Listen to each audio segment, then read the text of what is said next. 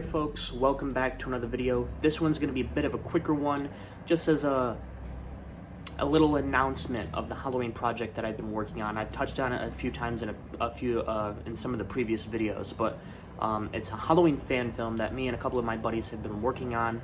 This is something that I've been wanting to do for a few years now, and we're starting to get into it. We started filming about a week and a half ago.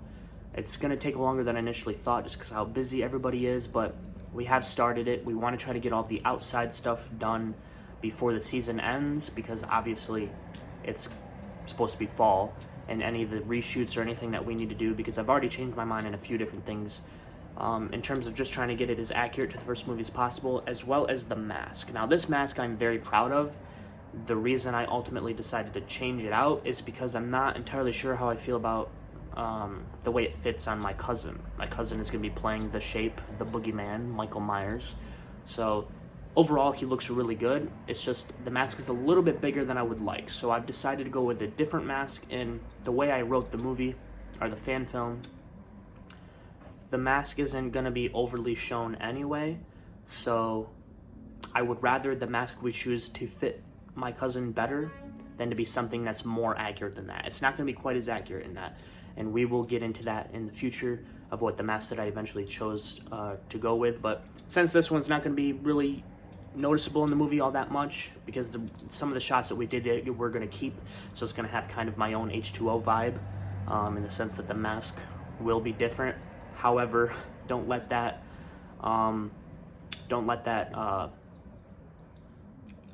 judge me too harshly, because the scenes that we're going to keep, trust me when I say you can't really see the mask. This movie is going to be very much like the first movie, where Michael's an incoming storm and he's very much from the distance coming in. And what we've done so far, you can't really tell that that's in the movie yet anyway. I mean, as far as anybody would be able to tell, it could be just a boogeyman mask, a task boogeyman, so far from what we've done.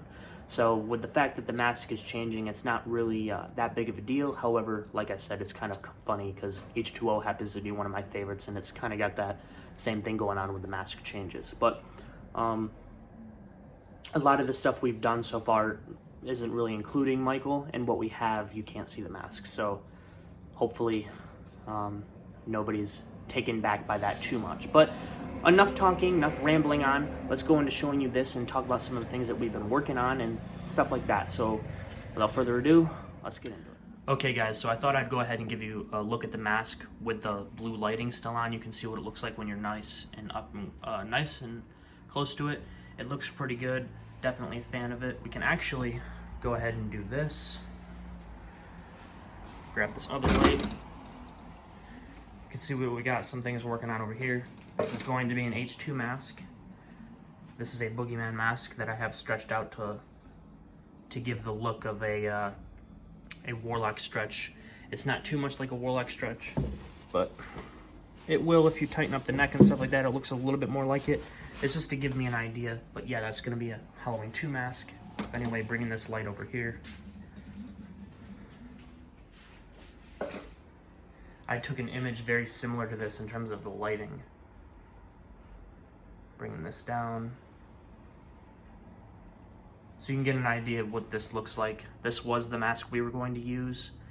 His hair is a little bit messed up because of some of the filming that we've done, and some of the black paint has come out.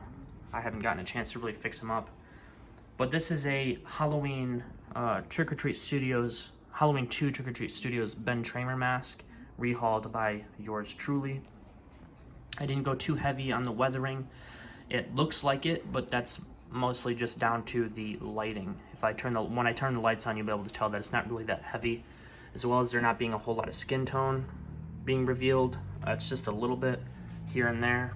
But yeah, the mask also has the Velcro. But yeah, this mask just, I wasn't entirely sure how I liked it fitting on my cousin.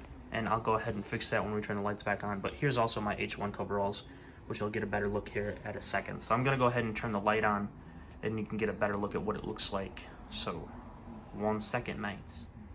Alright guys, so there's a few different things that went into making the mask look the way that it does. Here's another look at those coveralls. These are my H1 coveralls. these are not the coveralls that we're going to be using in the movie, because these coveralls are fit. These were I purchased these to fit me, so these aren't the ones we're using in our coverall in our video. The ones that we're using are what I purchased to resemble the H2O coveralls. They're charcoal. These ones are green. They were much more of a spruce green when I got them, but I dyed them charcoal, so it knocked the vibrance of them down way more. I also have a pair of Big Mac coveralls as well. So I have 3 different coveralls. These are the ones that we're using, and this is my bust that I made. This was it had whole legs and butt and upper thighs and stuff that I cut down. And just a rod that I got from Lowe's, and it's put onto this for the time being, just to keep it secure. And this is one of the knives that we were going to use for the movie, and I was practicing on painting it, but it didn't work out too well. The method that I ultimately landed on looks a lot better on this one. So you can see that. And if you're wondering what this is a dummy knife. This is a stunt knife. So you will see what this is for in the future. But basically, the idea was to use a scrubby to kind of scratch it up a little bit, and then mist it with some silver paint. And that method worked out a lot better on this, but it didn't on this one. And then this was the clear coat that I put on it. This is just, it's a whole mess, so just don't even worry about this. But anyway. And also, these are supposed to be H1 knives. I ordered them from Trick or Treat Studios, and when they came in, it was the day before filming, and I realized these are Halloween 4 knives, so they sent us the wrong knives. So it's not that big of a deal that it doesn't work out. That one can still be used, but this one will not be used. And like I said, with what we've already started filming, all this stuff is very, it's not very important right now, because a lot of the stuff we're doing is just Michael in the distance, and the mask that I've ended up choosing to replace this one, trust me when I say it won't be that noticeable, but if we take this off, you can see some of the things that I did to it. It's just sitting on a pole right now. However, I do have this beanie on there, so it doesn't put too much stress on the mask. But here's the mask. You can see here's the Velcro. All this has been rehaired by me and dyed black. Well, actually, it was sprayed a darker brown at first and then sprayed black. You can see the weathering that I went with on here. It's not too heavy. Underneath the chin could maybe use a little bit more weathering. Sorry, it's kind of hard to do this with just the one hand, but yeah, so this is what we went with. This, like I said, is a Halloween 2 Trick or Treat Studios Ben Tramer mask. Rehaired. I also adjusted the eye holes to make them a little bit softer so they weren't such right angles. I adjusted this one. Also, I opened the mouth, and I did a little trick on the inside of the nose to fix it. Because one thing you will notice with this mask over here, this is a boogeyman. Now this one is being stretched out, so it's a little bit more noticeable on this, but I wanted it to have more of that look with this one, because this one's supposed to be an H1 mask. And the way that I achieved that is fairly simple. It wasn't actually even my idea. I mean, I had the base idea, but what I ended up using was actually my grandmother's idea. So it would be kind of interesting to see if anybody figures it out. And if anybody does, then I will go ahead and mention it in a video. But yeah, just to, let me put you guys down for a second. We'll put this guy back up. Okay, guys, so here's another look at it. It really does look like it's a lot of heavy weathering, but that's just down to the fact that I keep the exposure on my camera down really low, just so it doesn't overexpose my face. So that's why it looks really dark. It really doesn't look like that in person. But again, this isn't the mask that we're gonna be using. Those aren't the coveralls, and that's not the knife. The coveralls are in my bedroom. The knife needs to be ordered because, like I said, Trick or Treat Studios sent us the wrong knife, and I would file a complaint, but I've already started working on them because I thought I was gonna have to use them. But the way things worked out, it's gonna be a little bit more lenient than I thought.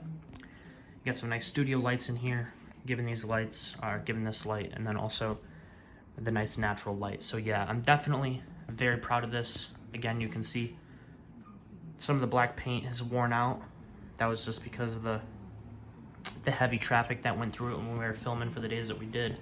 Because even though, like I said, you're not going to be able to tell that the mask changed in the movie, we did a lot of far away shots. We did a lot of shots of Michael standing in the distance, and obviously I had to put the mask on my cousin to do all that, and you know, things like that. We got some Mr. Nightmare going on in the background, so shout out to him. But yeah, guys, very proud of this. Very, very happy with it. I did add the glue lines on here, and I'm not entirely happy with how they came out because this one's not the correct shape. I don't know why. I don't know why I did it like that. That one's not the correct shape, and then this one is way too close. This one's too close as well. And even with my trying to redo it on this one, this one's more of the correct shape, but I don't like the way that it dried. It kind of smoothed out, and this one's a little bit further away like it should be. Can't really see that. This one's a little bit further away, but again, it kind of dried fairly flat. And I used the same thing. I used the same glue. I just used tacky glue for both. So they both kind of got messed up, unfortunately. But the eye cuts on this, I'm very happy with. I didn't really do anything to this one. This one I just kind of dipped down a little bit more. But this one I kind of redid the whole inside here. And I'm very happy with it. And again, I opened up the mouth. And I did a little bit of a trick to get the eyes to sit closer together, because before they were more far apart. So I did that, and again, I would like to see if anybody can actually figure out what I did, because I think that'll be interesting. And if anybody does figure it out, then I'll go ahead and just let everybody know, but I just want to see if anybody can think of it first. Right, guys, so yeah, that's, like I said, that's not the mask that we're going to be using, but it is, I don't know, but the mask that we are going to be using will be coming. We got lighting, we got gimbal, which I'm not going to use for every single scene, but we got a gimbal. We've got flash drives, we've got new knives, things like that, because the other knives I messed up and they didn't send them the right ones anyway.